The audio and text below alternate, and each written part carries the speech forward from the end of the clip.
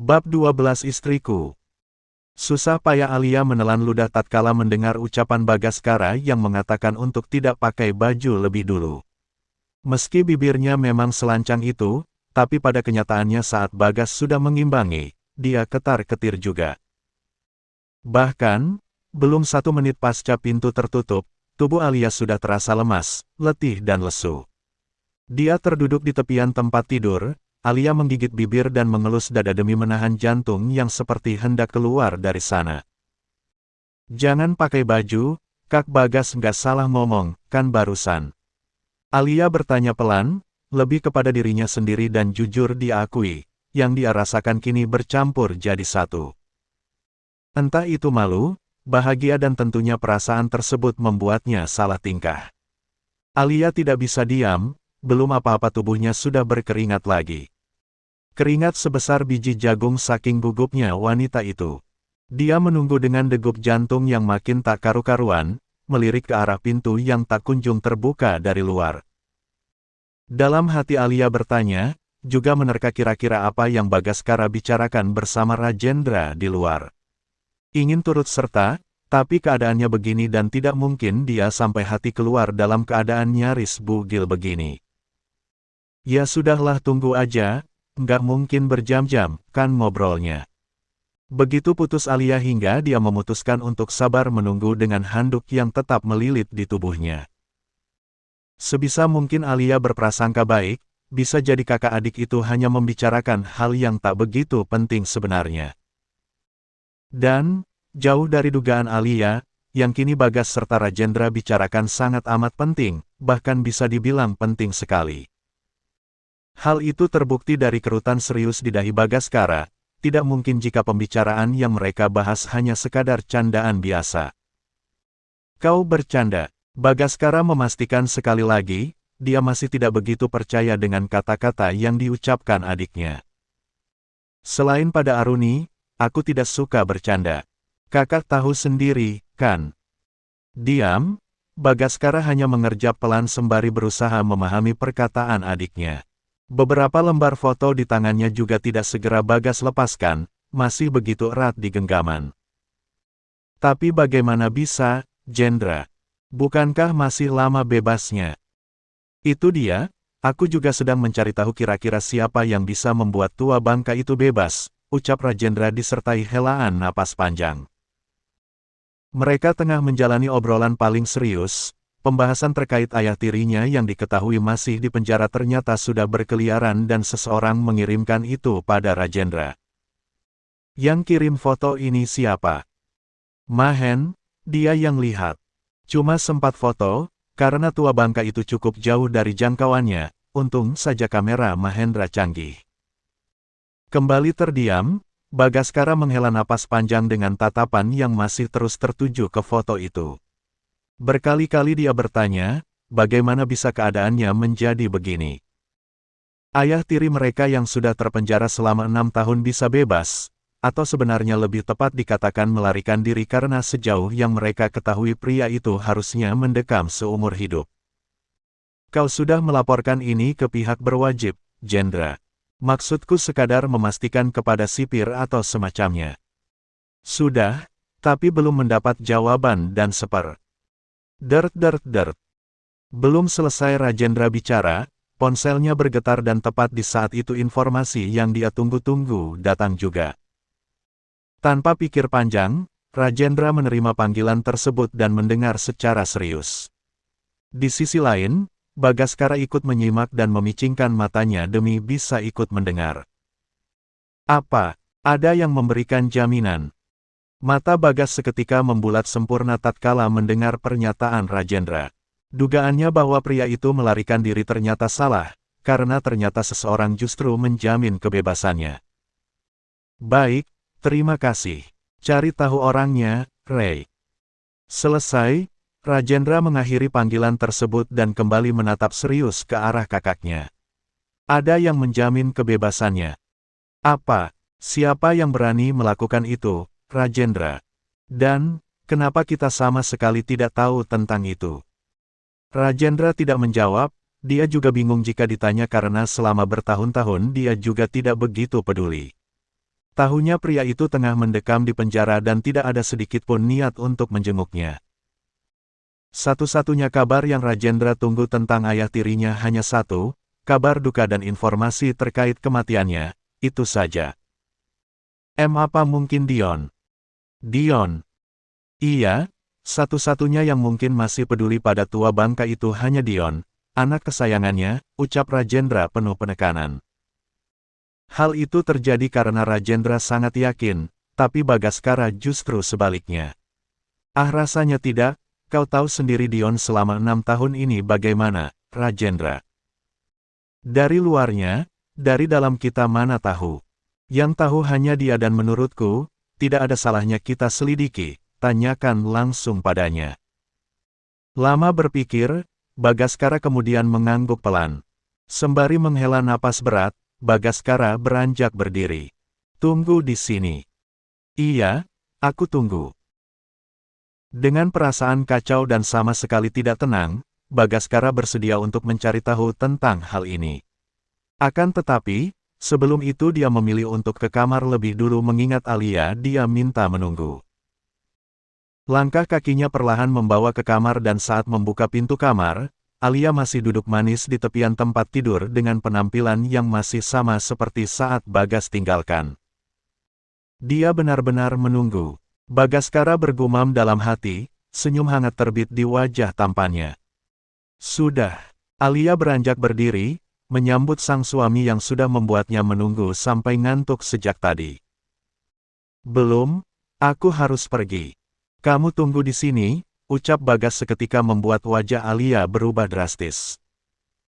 Dari yang sumringah seperti baru saja ditemui di hutan rimba, mendadak muram tentu saja. Tunggu lagi. Kakak mau kemana memangnya? Ke rumah mama, ada yang harus aku tanyakan pada Dion. Yah, ini serius disuruh nunggu lagi. Diam mulutnya, tapi Bagaskara mengangguk pelan. Terus gimana? Aku harus nunggunya dalam keadaan begini lagi. Tidak, jawab Bagas tertawa kecil, kekesalan Alia yang begitu jelas terlihat lucu saja di matanya. Pakai baju, aku tidak akan lama. Sontak Alia berdecak, dia merasa dipermainkan karena sudah cukup lama menunggu nyatanya ditinggal lagi. Ya sudah sana, ngomong kayak dari tadi. Tega banget aku dijadiin kayak lemper begini. Hahaha. Bagaskara tergelak, perlahan mendekat dan mengacak rambut sang istri tanpa diduga. Tak hanya itu, dia juga mendaratkan kecupan tepat di pipi Alia sebelum pergi. Nanti malam saja, jangan lupa mandi yang benar, sayang. Bebasnya Papa Tiri yang merupakan sumber petaka dalam kehidupan Bagaskara dan Rajendra tentu saja membuat mereka resah. Bahkan, dengan sangat terpaksa Bagaskara merelakan waktu yang seharusnya dia gunakan untuk bersenang-senang bersama Alia tergantikan untuk memastikan apa yang terjadi sebenarnya. Tujuan utama mereka sudah jelas, mendatangi Dion karena sejauh ini, Bagaskara terbiasa langsung bertanya tanpa saling mencurigai satu sama lain dengan alasan agar jelas saja. Tidak, Kak, aku bahkan baru tahu kalau Papa bebas setelah kalian datang. Aku Dion menatap Bagaskara dan juga Rajendra dengan kesungguhan. Matanya tampak jujur, begitu pula dengan gelagatnya, Bagaskara tahu itu. Hanya saja, di mata Rajendra tetap berbeda karena menurutnya yang paling masuk akal untuk menjamin kebebasan tua bangka itu adalah Dion, putra kandungnya. Maaf sekali, Dion tapi aku tidak bisa mempercayaimu kali ini dan... Jendra, Bagaskara mengingatkan, khawatir bahwa Rajendra akan melampaui batas dan nantinya malah menjadi tuduhan. Sudah kukatakan jangan saling menuduh, dalam hal ini kita harus berpikir jernih. 6 tahun berlalu dan kita sudah hidup dengan baik, jangan dihancurkan karena saling tidak percaya.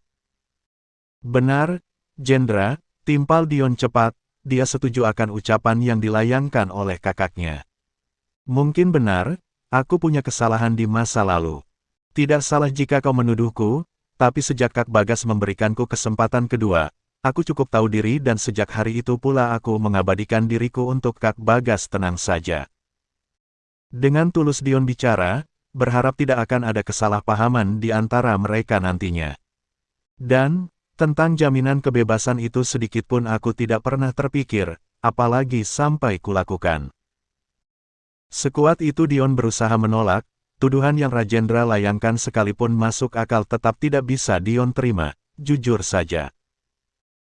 Tak segera menjawab, Rajendra masih tetap melayangkan tatapan tak terbaca yang tentu saja belum percaya, atau tepatnya mungkin tidak bisa percaya pada Dion mengingat dulu, Dion tidak lebih dari sekadar sumber luka dalam hidupnya.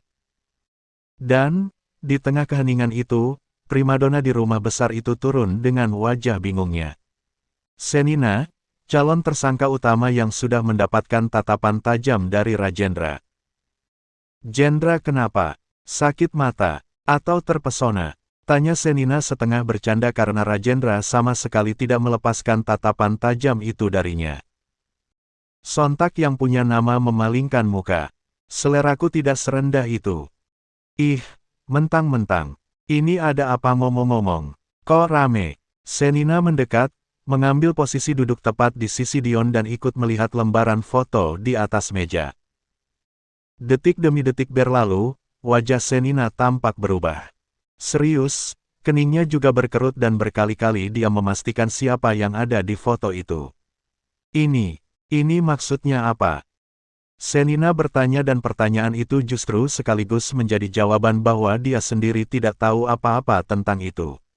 Tatapan mata yang penuh tanya dan wajah bingungnya sejak tadi tak lepas dari tatapan Bagaskara. Kenapa bisa? Bukannya masih lama? Entahlah. Kamu sendiri apa tidak tahu masalah ini, Sen? Dion yang kali ini melempar pertanyaan, bukan Rajendra yang bisa jadi akan kembali menuduh jika sudah melemparkan pertanyaan.